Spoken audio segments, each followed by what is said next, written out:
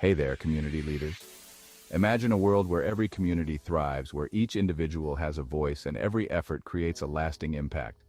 Sounds like a dream, right? Well, it's time to turn that dream into reality. Welcome to the Global Community Engagement Forum, your gateway to becoming a true changemaker. Think about the power of one community leader. That's you. Now, imagine harnessing that power on a global scale, alongside like-minded individuals who are just as passionate and driven. The possibilities are endless. This forum isn't just another meeting.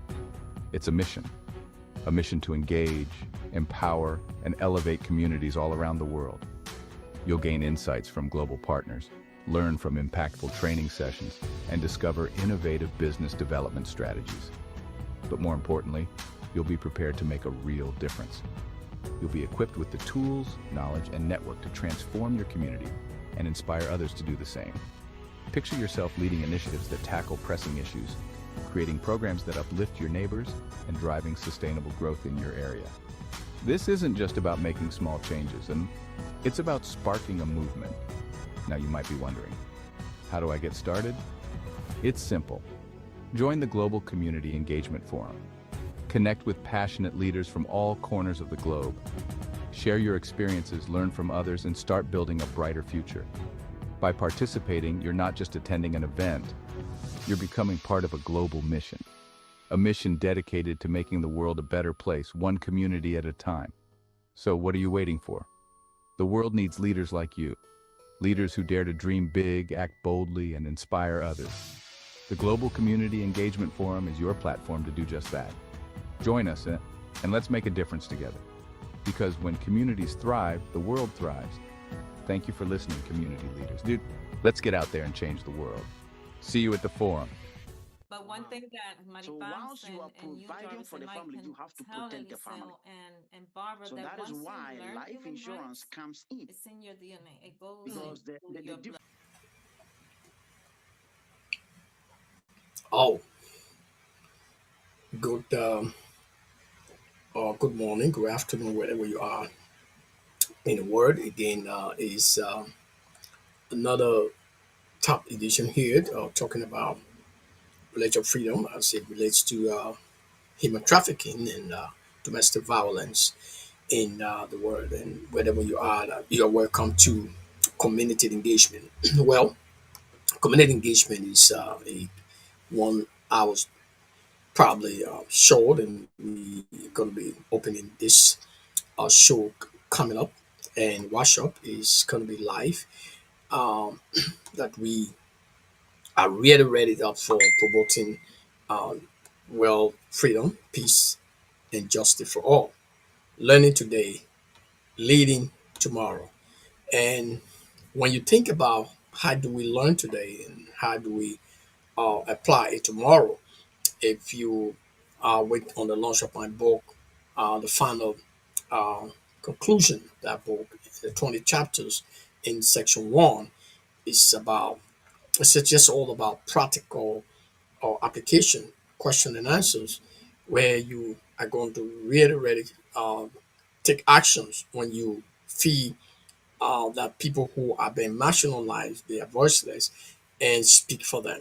No matter where you are, I want you to understand no matter what happens to you as an individual, no matter what happens to you as an advocate, no matter what happens to you while you are trailed on this world, God have called us to speak for those who are being marginalized, the homeless in society, and again, that's what the community engagement is all about. And I keep talking about these issues. And if you go to in fact, our YouTube page is really going to be active. Um, we are right now on YouTube. I'm going to be sending the link next time. I'm going to be sharing the link with people who want to get uh, into our programs. We're going to have the back on the link. It's going to be on the back on. When you scan the back on, you're definitely going to be straight into our programs. We are stretching up this thing and want for to extend the message of reconciliation. It's a hidden time. It's a hidden process. And why we're talking today about religious tolerance or religious freedom and coming against intolerance and some of the things that have caused society to break off only because of political games. So people are fighting each other in the world and don't know where they're going. If you look at what is all over the place today, then go back to the Bible, go back whatever religion you belong to, go back and check up what your book says, whether we should fight, whether we should keep malice, whether there be different stuff that going on around us, trafficking people and selling them uh, because, well, we want money, right? Or probably trying to nationalize certain group of people, and all we want to be at the top. So these are things that happens to the world. The question for all of us as leaders, uh, if you read a book, if you read my book, actually, the essence of human rights, then no matter where you find yourself in society, you can be a political leader, you can be a religious leader, you're gonna put yourself right there to understand that no matter what you say, because it's not just speaking religiously or it's not theoretically. It speaks to every religion. It speaks about the Quran, what the Quran says when it comes to respecting people's rights, taking people's life, and that I love the part of that book because it speaks back to me and it speaks back to somebody out there who could be thinking that, well, this is why we joined this religion, this is why we want to do this. With the read and study the book, you understand that you get responsible to be the voice for the voiceless in our society. So not to waste our time, we are here to talk about money. We need money. We need to express this thing here, and whatever we are in our walk with God, whatever we are in what we're doing, we keep the ball rolling. We keep talking about, you know, uh, making a change in our society, the bigger society here, the community engagement. We believe in, yes, peace, justice, and reconciliation for all. But again, when we speak of domestic violence, when we speak of religious freedom, then somebody talk about the thoughts, right?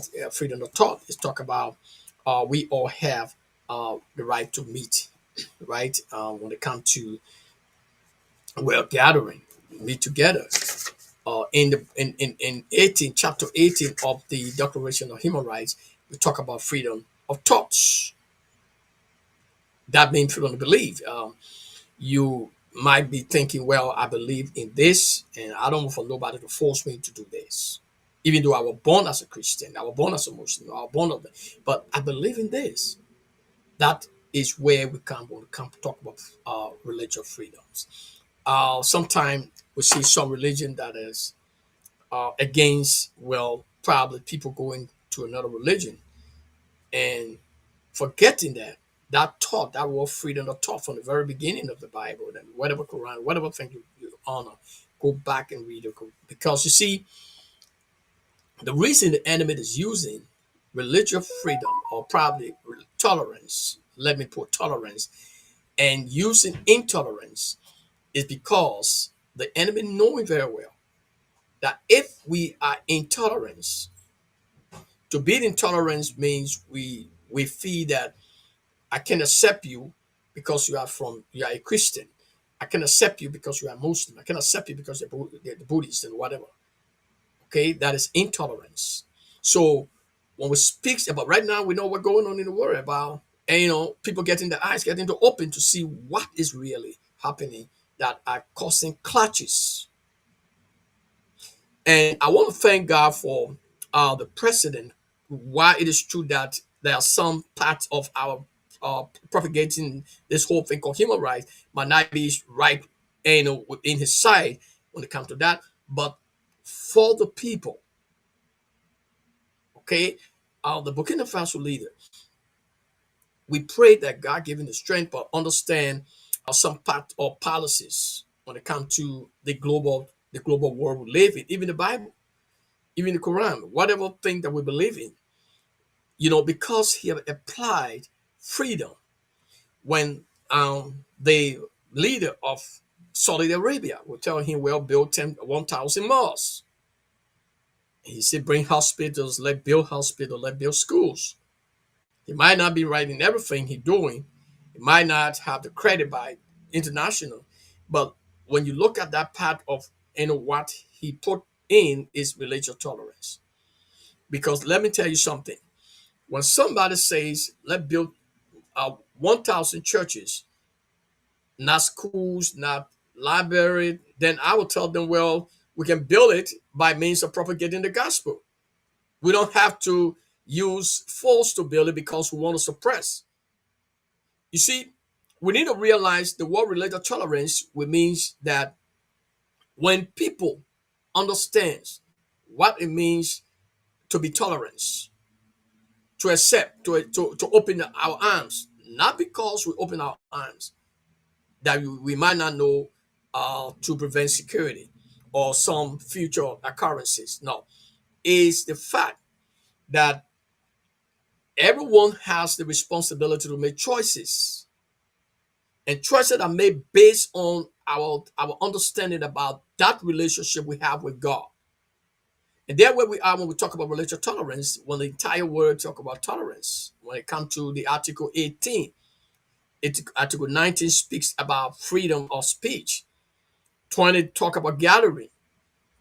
So when you talk these issues about the United Nations, go back again, and then somebody will ask and say, well, the reason why the Western people will want to say we need to emphasize on justice is because they want to intrude. No, the reality is a balance. It's a balance. When we talk about democracy, it's a balance. It's even in the Bible. Jesus Christ will have to throw the coins and not just say, okay, let me choose this guy to be the disciples.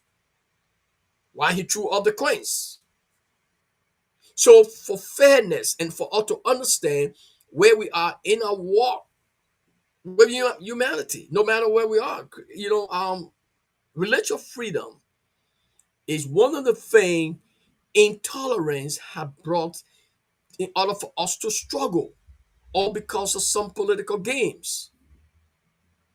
And we need to understand that without religious freedom, that means there is a struggle with a country that don't believe that this religion or probably can come into our country to share the gospel or to share their different beliefs. So the question we need to look at, I related, I say, as it relates to human trafficking and domestic violence. Now let's look at the guy who probably one time there's a lady, I think it was 2 3 years ago, a girl, I can't just remember the state, but she was killed just because she denounced another god, and she kept denouncing that god, and the guy took the Lord in their hands, and nothing came from all of it because they were backed by people who believe in tolerance, not tolerance. So they have the right. She had the right. If you come to the if you came to Liberia or you went to a country even in America and you say I don't believe in this God, I'm gonna say nobody's gonna bother you. Why? Because that's your thoughts.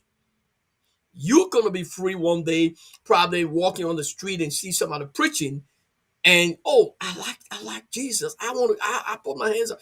That is your will, your choice, your conviction. So there are people who could be talking about intolerance, and because the question sometimes, what happens when people are kind of chaotic? That means you become intolerant. Domestic violence, human trafficking, comes in the way with this whole thing called relationship of freedom. Why? Because when intolerance comes in, when people are being displaced because of crisis, people take advantage of them. It relates to domestic violence actually has and human trafficking is so much related to intolerance, freedom, related freedom. Going to, like I'm going to be talking about most of the statistics on how people are trafficked when it comes to this whole thing called intolerance. When there is a religion war, there is a trafficking.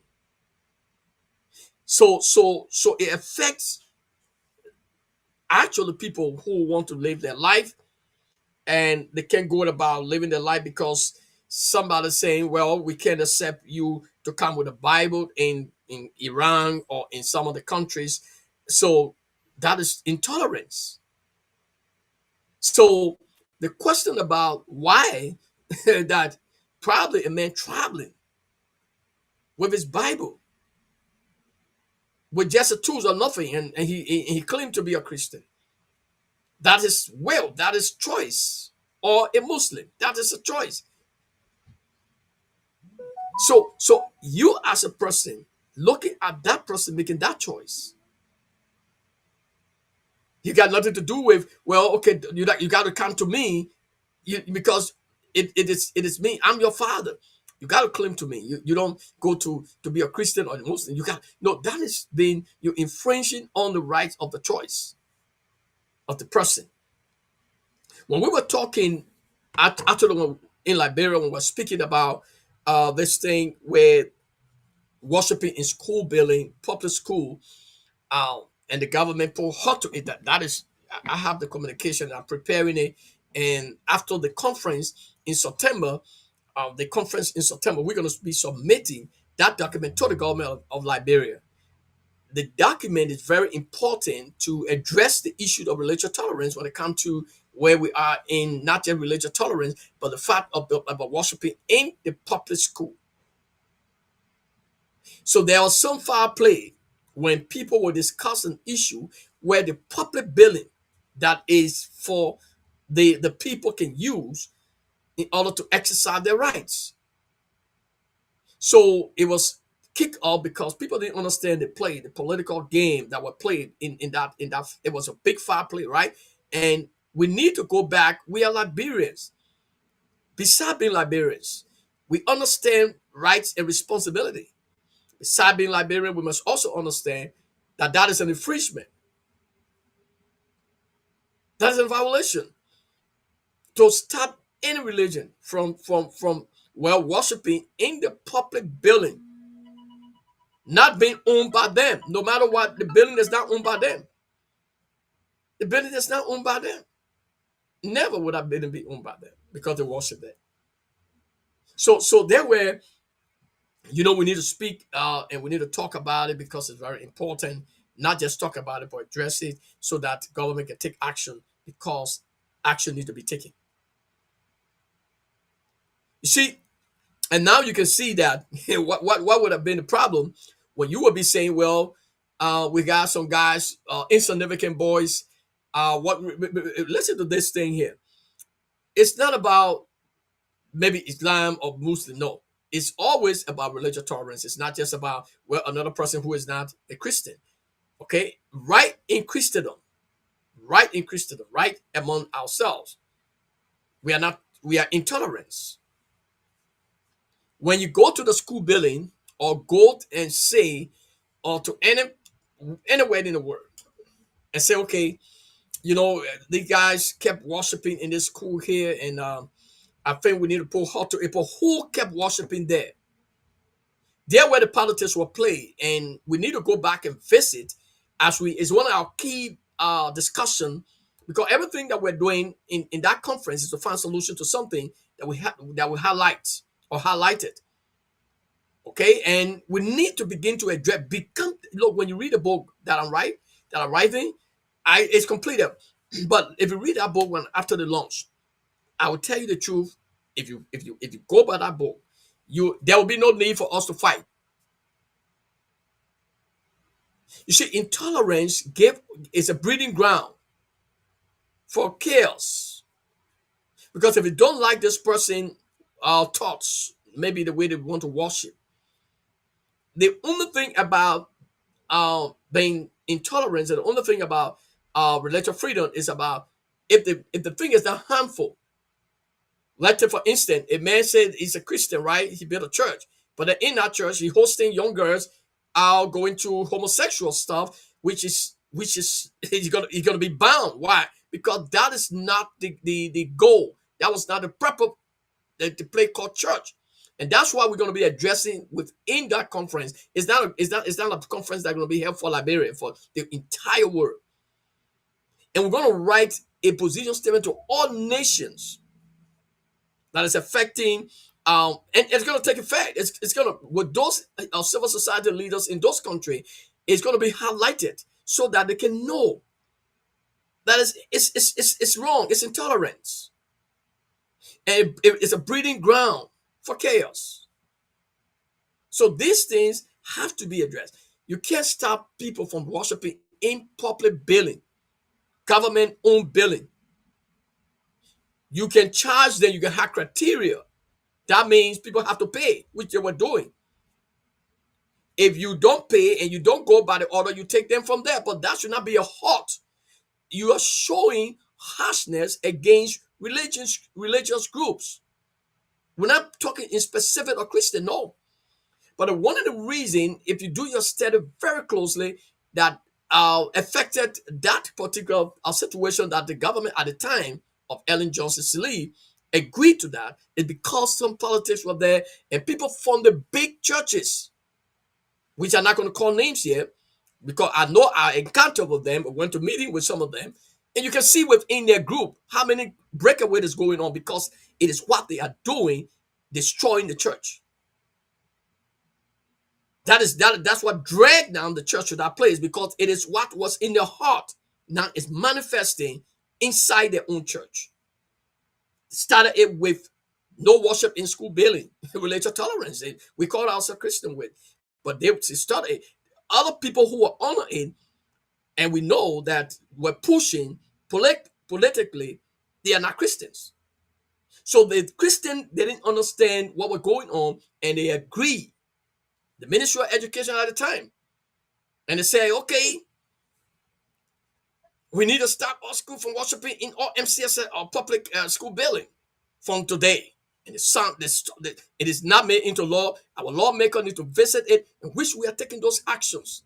When we go to this conference coming up in September, the Human Rights Virtuous conference that is coming up in September. It's one of the highlight religious tolerance, and with specific reference to Liberia and some country that we think there's a foul play. We need to get to the place where when we say religious tolerance, we need to go back and visit and read. We have educated people. Thank God for good educated people in Liberia. Thank God for the legislature, the House of Representatives. They are educated people. They are great people. And they understand what they mean when they say religious tolerance. So we're going to be discussing these things because it affecting society. People lay back because the next thing they will start hitting on something. Oh, we want to create this. We have to create this. Why don't we have our own this? Why? Because of that's how other people do. That's what they do in order to penetrate and to begin to do things to make that country to be like, well, it had no law, it had no governance. Go back and check about your own country. So religious tolerance, Liberia never used to be and will never be like that. We need to go back and think about it. That's how people can come and start destroying the fabrics. That was one of the key points. Every society, every institution began for a building, for a school building or some kind of lay post. So no matter whether it was sprinkling out churches, no matter whether it was some group of people who were trying to form a group, but they want to have some meeting in your school building every week or every month or whatever, they have the right, because it's a public building, to guide it and to make sure that it's being taken care of or maintained. Money have to be paid to the MCSS or whatever institution in order for them to be able to maintain the building or pay for the guys who are doing the work, maybe cleaning the place before they service or whatever. But I think we need to revisit that, and those are some of the things we talk about religious tolerance. We all were there. I was up there. I can remember encountering with one of the guys from from one of the big churches when we went to that meeting. And I was surprised. And I asked him one question. What is the difference between your God and my God? He was speechless because he could not answer. He was like, one of the big guys. I'm not going to call his name. And I told him, I know what I told you in the face. So we need to begin to think. We need to not fight each other because we feel that this organization, this religious group is extending. If we give them the opportunity to go and spread the gospel, they're going to take over. But then what is your religion? What is your belief? Do you you are not confident that you can share your own name, go and talk about your religion, go and talk about or your king, your God that you serve. Go and convince other people. It's almost like politics, right? You can't stop the man from from forming a political party because he feel that, well, you have not done well, so he decide to, even though it's sometimes you can stop people who are not prepared. There are criteria, we know that, but we're talking in terms of putting barrier to something that has to do with freedom. So when we come to that, we need to realize that there are a lot of lapses in Africa, places that have been marginalized. It's simple. Don't no need to argue. That is the reality. You cannot go to the group and say nobody should worship in school building. You think who it was going to? It was going to a certain group of people who were dominantly worshiping in school building and extending the gospel of Jesus Christ in the world. So if your mandate, if a religious group that have no mandate to spread your message, only to destroy people and force them into your organization, for Christianity or other religion, maybe they believe that, well, let's just peacefully go into the village, go and talk to people concerning what we believe. That's freedom of thought, freedom of religion. So if you don't believe that that should happen, then what is your God? What is your God saying? Is your God saying, well, anybody you see, if they don't accept me, kill them? Then you need to ask yourself, whether you're worshiping the real God. That's where we have some problem with lapses when it comes to religious tolerance. We become intolerant when we see something that might penetrate our own religion, our own thought, our own way of expressing who is our God, to convince somebody. So that's a different thing when it comes to the community engagement. Is all about the facts. Life Empowerment Network, straight, nothing bullet. And that's why we need to go back and change some of the things that we are doing, because it's affects society. So as it relates to domestic violence, when people are stopped, when people if people become intolerant, when there are chaos, where maybe religious conflicts, many of us know what happens to people's life. People die. We see right there in Nigeria, the Fulanese and people in other places in the world. We see what's happening. And we should take key notes of these things here, because religious tolerance is it's a big word. We need not to use religion in the name of religion and politics in order for us to think that we are doing the right thing, because it affects people's life. People take advantage to traffic people. That's what the relationship there is, that when intolerance is applied, that means religious war, religious conflicts within that season, that period, and environment, and where that country where it's happening. People are hungry, no food, and somebody come and say, "Look, I got a job for you in Sudan. You got to pay XYZ, or I take you. Don't pay when I take you there. I'm gonna take care of you, give you good room, and you're gonna have a good job." You think that person want to remain in the war zone? No. So religious tolerance, intolerance and conflict brings these. It has to do with affect people's life. People are domestically abused because they don't want to be in that relationship, but because of lack of funds and financial support, they find themselves into a man's house, beating on them all the time. Can get out because according to the law. So people take advantage of these things because of conflicts. So religious tolerance has to be a key factor of discussions, because that is where most of the crisis that comes into our country, everywhere, it comes from that kind of situation.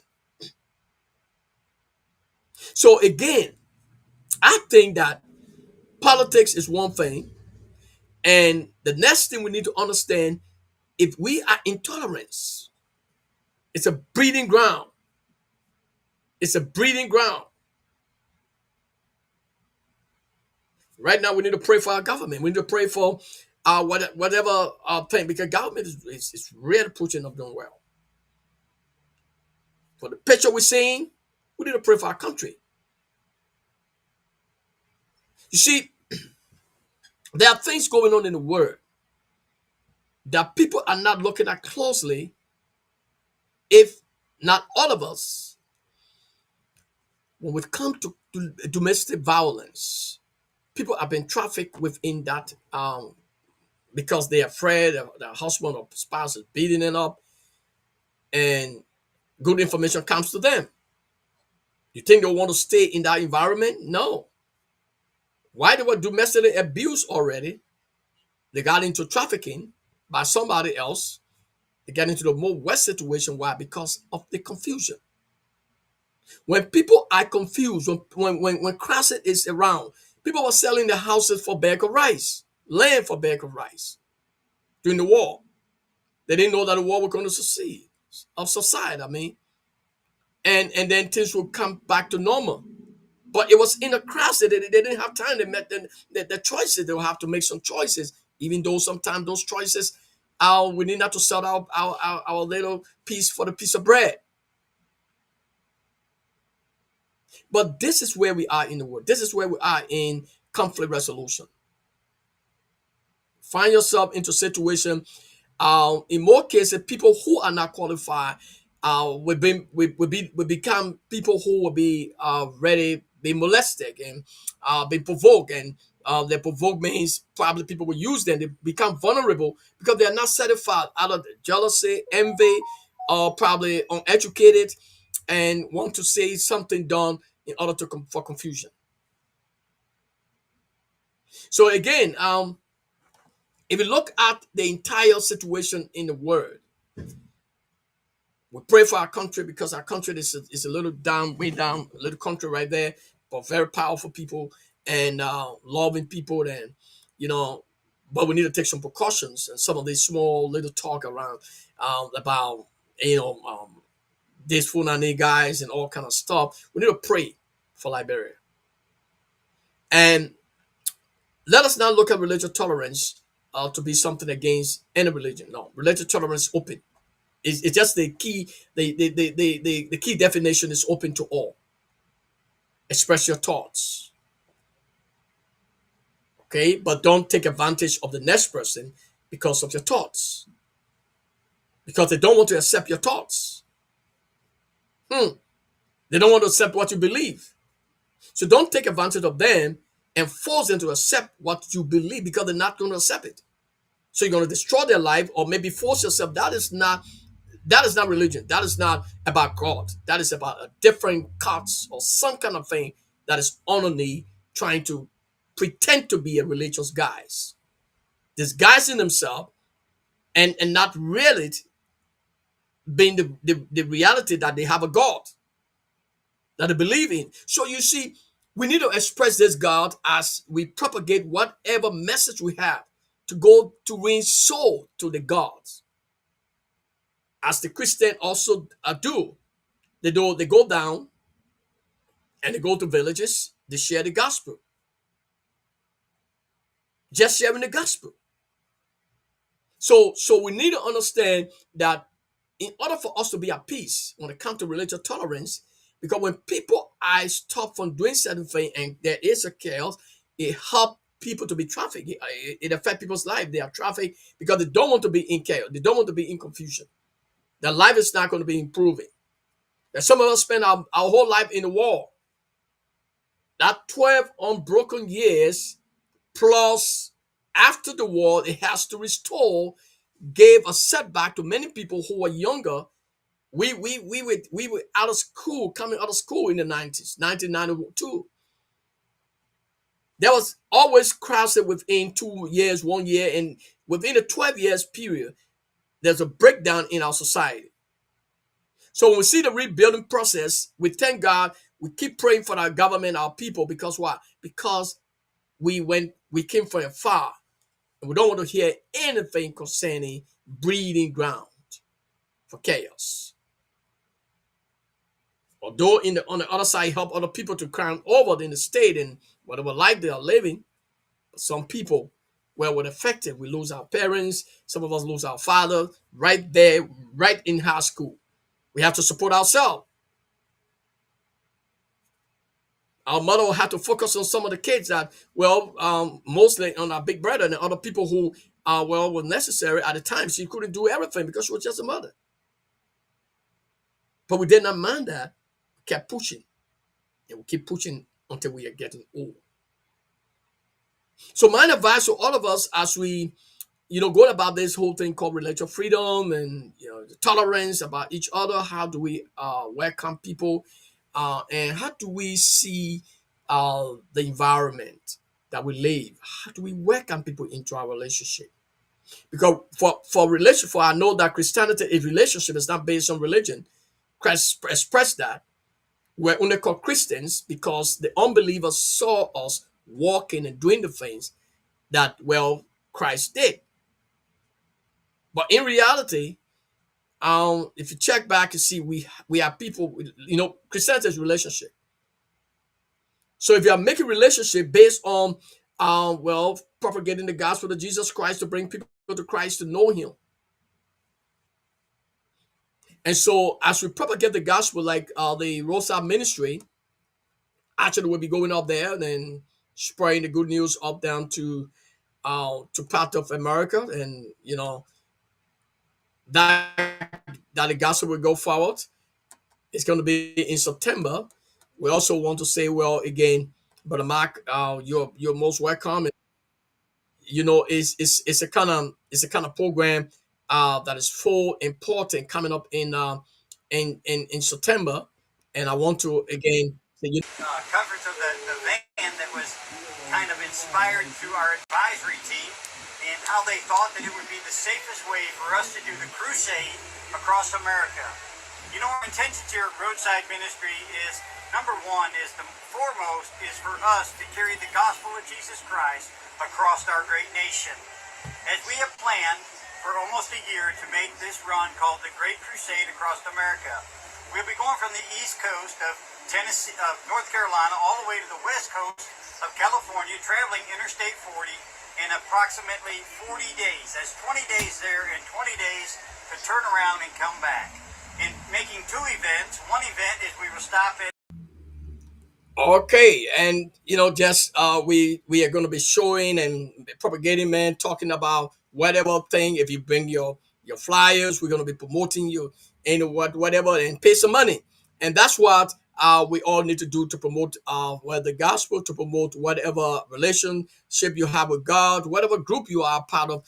We are here to make money and also to propagate the gospel, to make sure that we propagate a good thing about human rights, the reality that rights and responsibility we believe here are the community engagement. So we want to say join the Rosa ministry right there in Washington. They are going to be going from state to state. More information coming up, and let that is religious tolerance. And that's what I showed that. The reason why I showed this in as a means of propagating the gospel, that is tolerance. Now you can come up tomorrow and say, well, you are having a Muslim problem, maybe festival, right? Come to me and tell me, I'm going to promote it. You go there and do what you want to do to make some money. So, but what I'm saying is that look, this is all about the kingdom. This is all about God's will, rights, and responsibility. When we talk about religious freedoms, we got to understand that it is intolerance. That when we go against other people who express their views about something that they want to do, I like this, I like to worship this God right in my room. I don't like to go to church. I just like to be home, or probably I just want to worship this girl here, or I just want, that is a freedom of thoughts. That is a shortcut. Don't go too far. Freedom of thought. It's freedom of religion.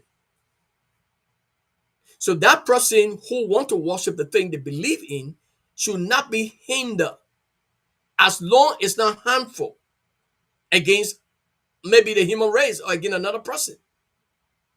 That person must be given the right to express.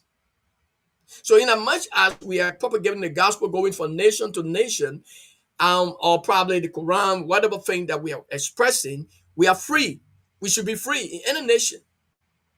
So, if one nation get up in the morning and say, "No, we will not agree to this," remember that one religion believe in just fighting to take to spread their own expression. It's a fight. If you don't accept me, I'm going to destroy your life and come into your territory because I think I'm the best, right? So the question is, when we talk about religious tolerance, we talk about freedom, freedom of speech, freedom to talk about what you believe. So that means if your nation become intolerant, or it's a spinning ground to teach your children being intolerance. And no matter what you do, Liberia is not an intolerance country. It's a tolerance country. We believe in freedom, but we stand for what we stand for. We have a foundation that cannot be destroyed. You must still keep your foundation, but the point there is you do not allow other people, okay, who will come to do something in order to destroy the fabrics of your society. Anything that is harmful is not freedom of thoughts or freedom of religion. No, that cannot be accepted.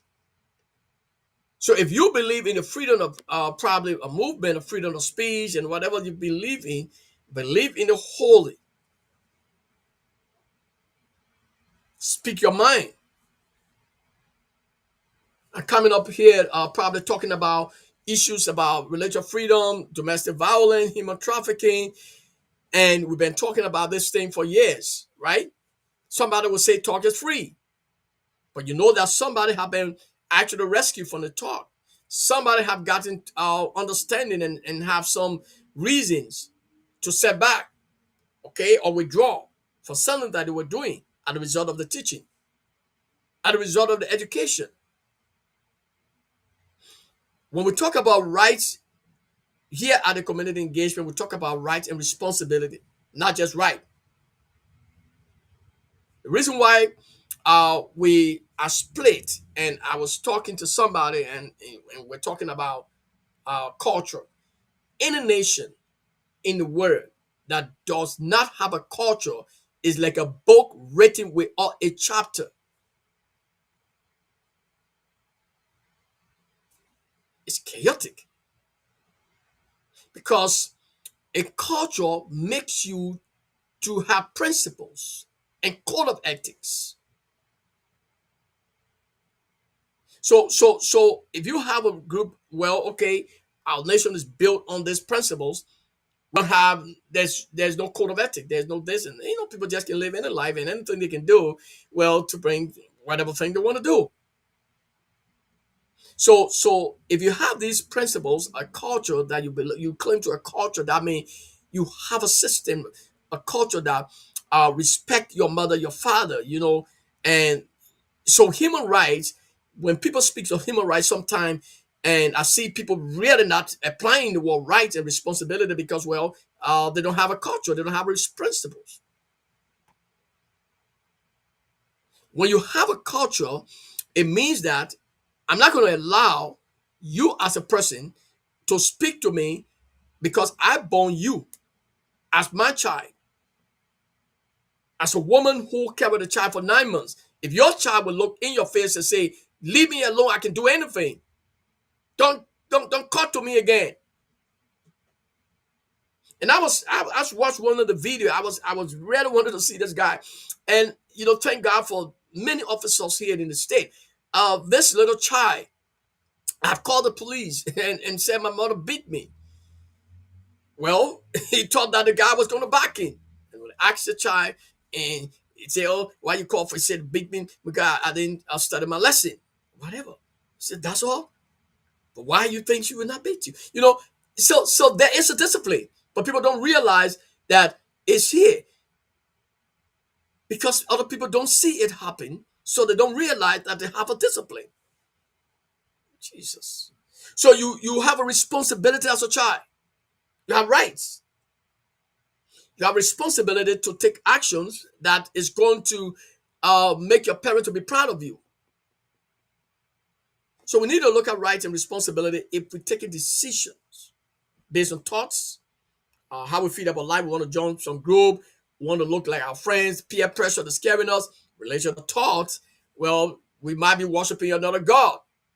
Some of us put all kind of thing on our head. Look at all kind of stuff. Because, well, that's a freedom. But that is forgetting to know your responsibility. So on top of freedom of thought, we have a culture, right? And nobody in Africa, in part of Africa, I don't know the African country that will allow something that was not based upon their culture. And 3-4 years ago, in one of the country, one of the guys who have learned something far from their culture, uh, went to live in their culture. Now, in human right, we are there to protect life and property. We are advocate, but we should also understand the security, probably the different security situation and the threats that has to do with the human person. And I think that there was a problem where we got to determine whether this person would have gone in that community to live. Only because maybe we think we are advocating for them, but we forgot to advocate for the other people who said, no, we don't need this guy here. He believe it's not what we believe because that is not our culture. Now, that is a little wide discussion, right? But there where we are in our society when it comes to thoughts and harmful things that are going to destroy. I'm talking about harmful, right? Not because of freedom of thought. Okay, so we have freedom, we can choose, but remember that we belong to a society. We belong to a culture. And another culture cannot infringe on another culture because, well, they feel that you got to accept this person because they change according to your culture and they want you to accept them. So you are infringing on another person because of another person. That is not human right. So we need to start to confront our human rights activists who have not understood what is really human rights. Human rights is an entitlement to every individual. It didn't say one. It said to every individual. And that right must be protected by our law, guaranteed by the state. So listen to your own definition. If you accept this person, but let your tolerant, the person say, okay, I like to speak in this tone. I like to do this. I thought about this thing. Okay, you accept them, right? Your culture says that, well, we don't believe in this. We believe in male and female. They agree. And somebody left your culture and came back with a different style. Now, if you're advocating for that person, what will you do as a human? Go in my book and read about it. What will you do about that a person? What will you do about the next person? There are two. One force who is in the majority is saying, no, we can't accept this girl because the thoughts she have now, it is different from our society thoughts. We didn't treat her that way. When she comes into our society, she's going to contaminate. It is against our society. So as human rights actors, we are responsible to take action in order to protect the life of that person, not to cause them to be vulnerable. Only because maybe it's a project, it's a money that, if we're giving you 50,000, man, talk for these girls here. Let it go into the society, let it accept and that's human right. There where human right is spoiling the whole thing. There where our human rights actors who call themselves human rights is spoiling the whole thing. That is not human right. You are infringing on another man who has the right to say no, because this is not their culture. So the community engagement is not just about human rights, it's about rights and responsibilities.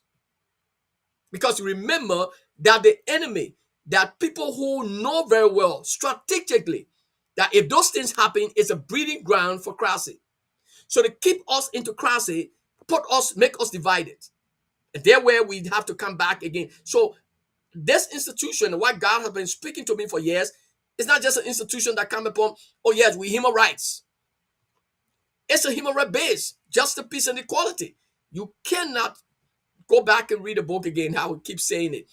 And because when we read conflict resolution, when you read that portion of it, oh my God, I read it over and over again. My brain just turning over. But this is all about where we are. Freedom of thoughts. So if your child left the house and went to another place and got another system, only because they say human rights, which they don't understand what is human rights. So this is why we're teaching people. People don't ascribe to us because they know that is the truth. And that is why many society is divided today, because the real truth is being maybe in the hidden, in the dark, and they don't want to ascribe to it, to say it. Your wife, in my conclusion, and your husband is your husband, right? And you start to treat him well wrong because you feel that you have rights, but you forget to know that human right is not about your rights alone. Responsibility to take action against the next person. Because where your wife, your rights stop, another man's rights begins. There where the society is chaotic and people don't realize what is human right. And we're here to rebuke, to confront, and to tell people this is a right. Go back and read. Let go. There's no time for argument, right? That's what community engagement is all about, to make people to understand the reality. Because our society is like this. We have given too much lies and things that is not real. Because when we talk about protecting every person's human being right, where this other guy is saying maybe there are 10 persons saying no, we can't accept this one person, only because if we accept this one person, they are going to spoil all the young children. Because according to the lifestyle, they're not accepted in our society. If that group said no, what is your responsibility as a human rights actor or organization? What is the place of conflict resolution when you define human rights?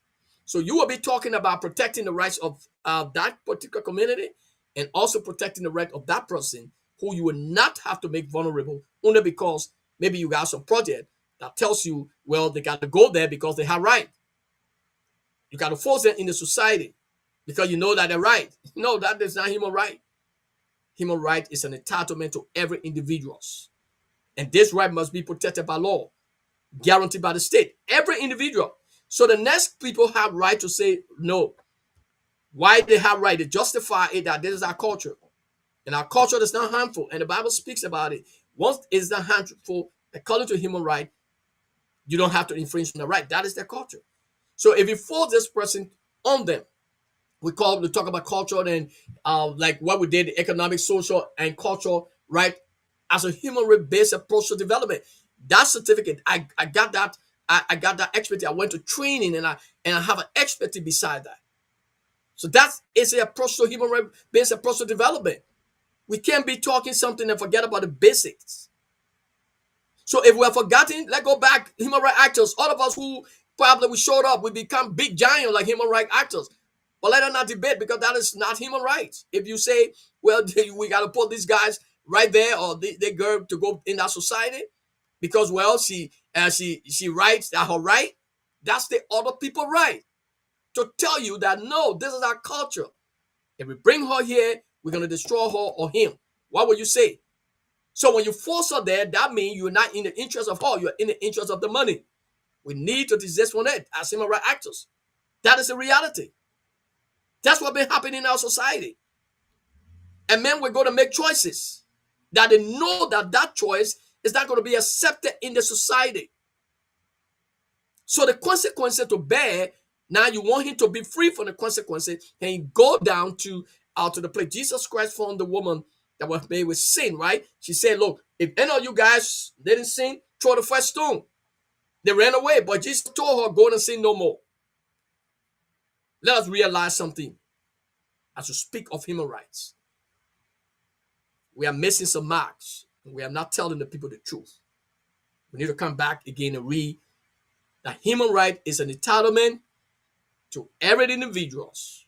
This right must be protected by what? Laws, guaranteed by the state. It didn't say to only affected individuals or victims. It also for those who are not safe. If they will accept someone who might not be going according to the culture, When that person go into that community, all of us know what happened, right? That person will start initiating other people into the society.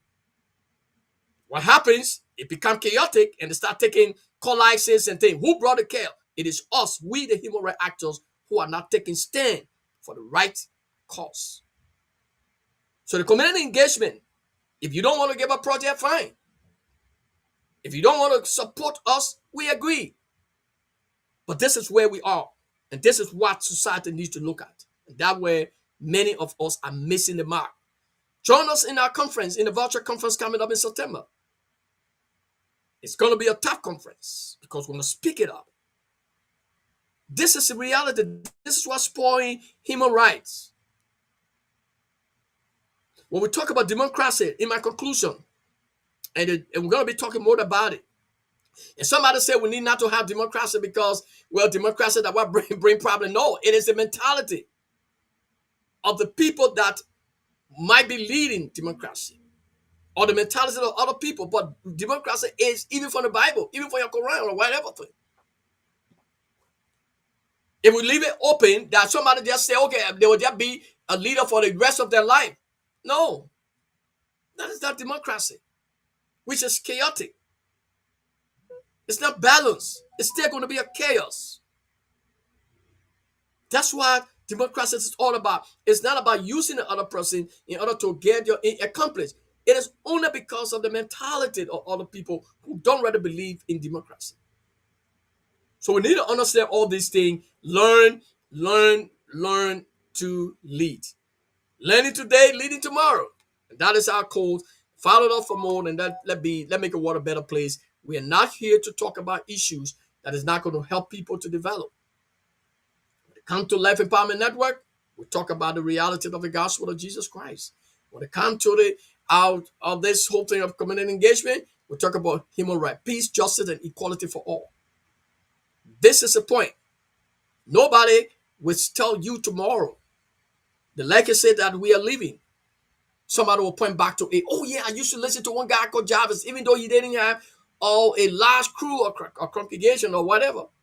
But this guy used to speak this very thing that happening today in nations.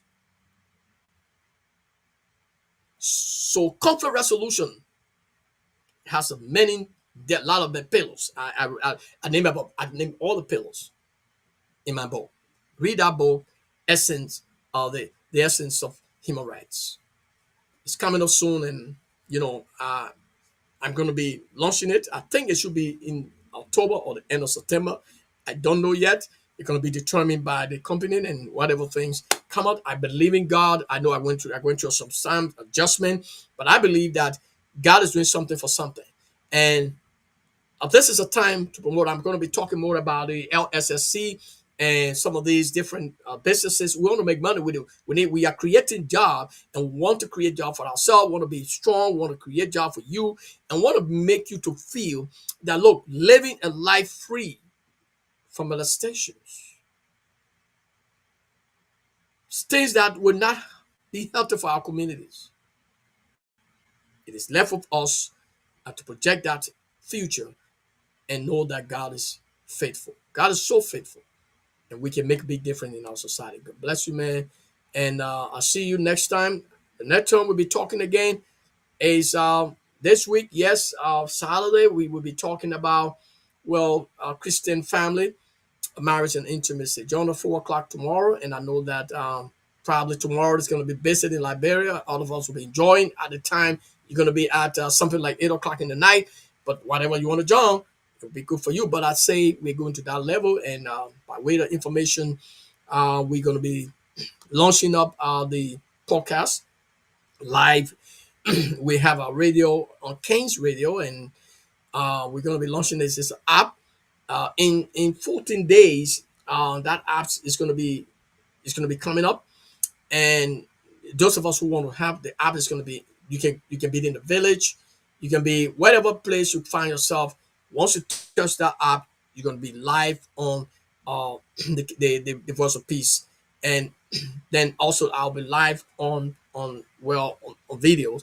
That means TV, live on TV on YouTube, and then we will also live on Facebook and also TikTok. Now, remember that I have maybe probably before the end of the month or probably at the first week, I might be qualified now to go live on TikTok, and then it will be I'm going to be extending some of the program on TikTok in order to get more coverage so that we can meet more people to talk to them, to begin to teach them, to understand crowd is not good, and we can make a big difference. Join us and let me don't right there in the community engagement. That is a big house, powerhouse, and actually this is a family, and I believe that God is building us something. I don't have to say it. I'm praying behind the scene. I go into my own problem, but my problem cannot overcome what God wants to do for me or for what God has spoken to me many years. And so I want to thank God for you guys, no matter how big you are, president, leader, wherever you are. Think about your life. Think about 20 years, 25 years from now, where will you be? Some of us will be 100 years old. Oh my God, if we still be living.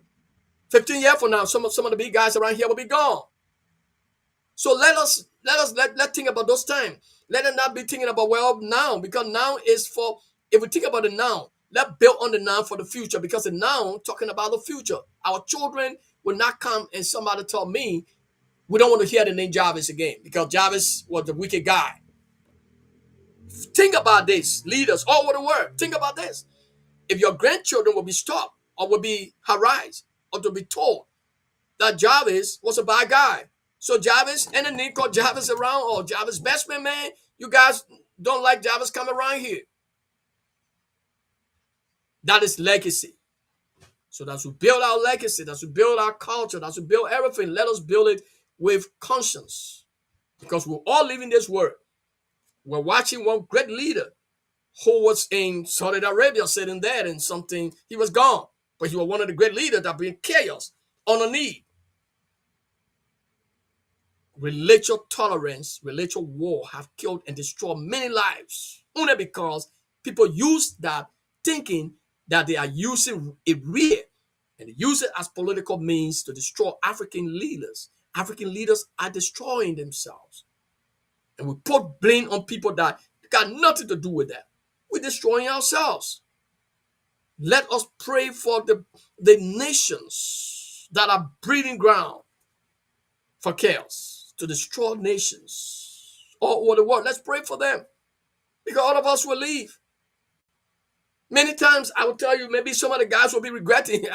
We'll be sitting on our post and our children will be fighting among themselves because we left them with no kind of foundation. The only foundation we left them with was hate, jealousy, envy. No, I don't want to leave my children with those stuff. No, I'm sorry. I'm sorry. And I don't think you want to leave your children with those kind of. Read my book and read it. I'm not. This is all about a movement that has to do with God's driving me, not men. We need your support. We need more support. We need support. We need to have our office space. We need to have our warehouse, which we are helping for. We need to have motor vehicles. We need to have motorbike. In Africa, we need to expand. Yes, but if you think that what we are saying, what we are doing is against you and you don't want to support, so shall it be. But that is the reality. If we all can go that way, I'm telling you, we will begin to do good for our nation.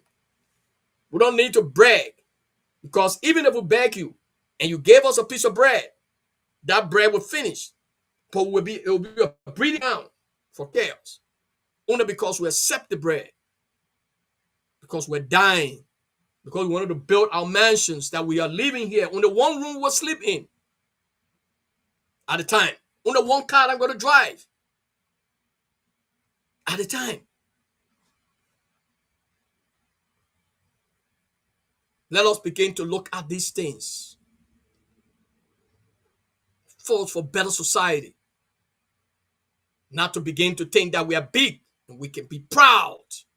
Whereas we're going to go in a little box that will be named no more.